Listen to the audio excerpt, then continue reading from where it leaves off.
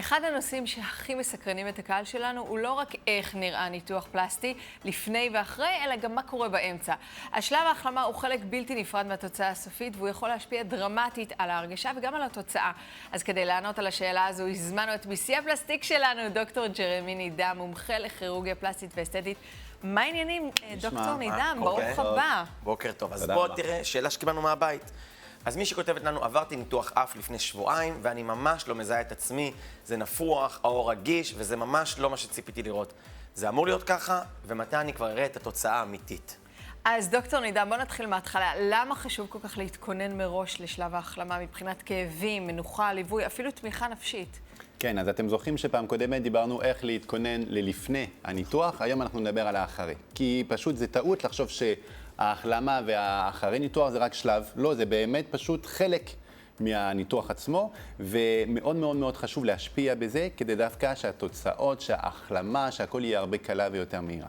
אז איך עושים את זה? אז קודם כל צריך להתכונן מבחינת פיזית, גם איזה כאבים, את הליווי שאני צריך אחרי ניתוח, איפה אני הולך לנוח. זה מאוד חשוב לדבר קודם כל עם המנתח שלכם, להבין האם אני עושה ניתוח שכואב. כמו למשל ניתוח אף זה לא ניתוח שכואב, ניתוח בטן בדרך כלל כואב יותר, אז אני צריך כאילו יותר מנוחה, אני צריך גם ליווי, להתכונן אפילו בין המשפחה, מי ילווה אותי אחרי ניתוח, מי יסדר את הילדים, מי יכין את האוכל, זה דברים שנראים פשוטים שאנחנו לא כל כך חושבים לפני הניתוח. כמה זמן אני יכול לצאת מהבית אחרי הניתוח? מאוד מאוד חשוב, כל זה מבחינת עבודה. למשל פעם אני חוזר על בטן, מתיחת בטן, פשוט חייב לסגור את החופש מחלה בערך שבועיים, אם זה לא כאילו 3 שבועות, כל זה מאוד חשוב להבין.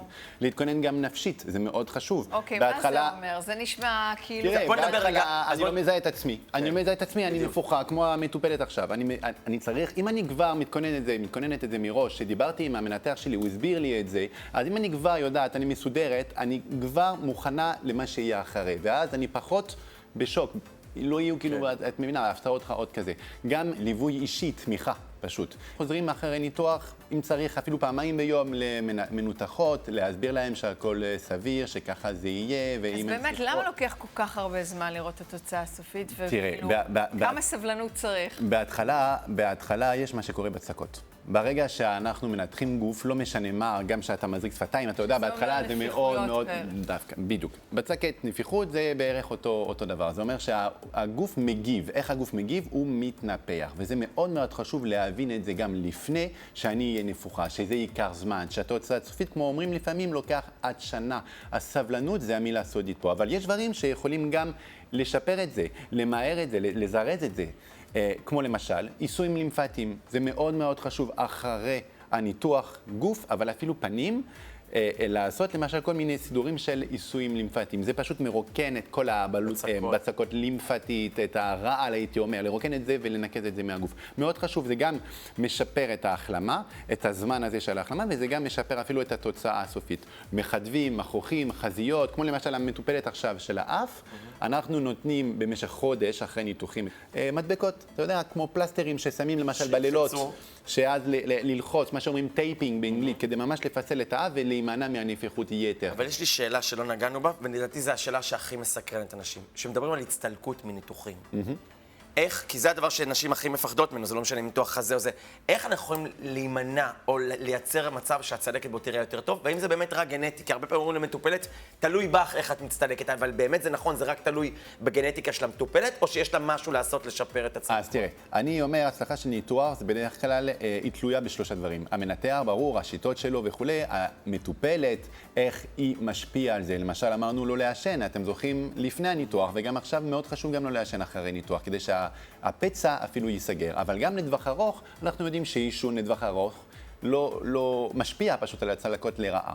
שמש, כל זה גם הכנות במה שהמנתח אומר לכם, פשוט להקשיב על זה.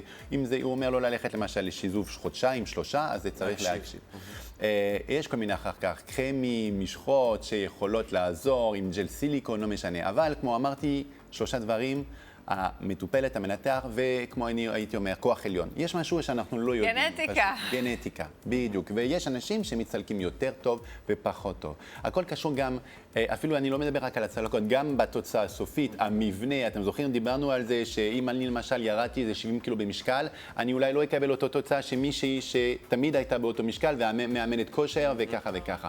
כי המבנה שונה, הגנטיקה שונה, הרקע, לא משנה מה, איכות של האור, זה גם משפיע הרבה על התוצאות. בקיצור, צריך מעגל תמיכה שלם. דוקטור ג'רמי נידם, תודה על ההסבר הרגיש והמקצועי, ואם גם לכם יש שאלה למיסי הפלסטיק שלנו, היכנסו לעמוד הפייסבוק של מרגישות יופי וכתבו לו, נתראה בפעם הבאה. תודה. תודה רבה.